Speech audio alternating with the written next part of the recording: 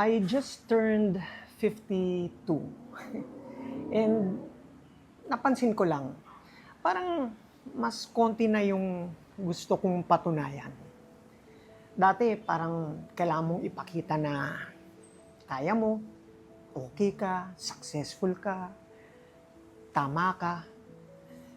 Pati minsan yung, uy, kaya ko pa yan. But don't get me wrong marami pa akong gustong gawin. I still have ambition.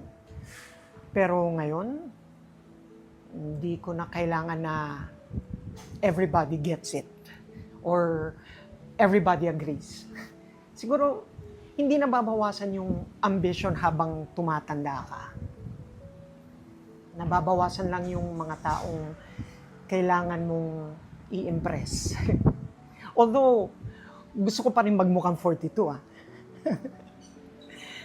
ikaw, ano yung bagay na dati importante sa'yo patunayan, pero ngayon hindi na?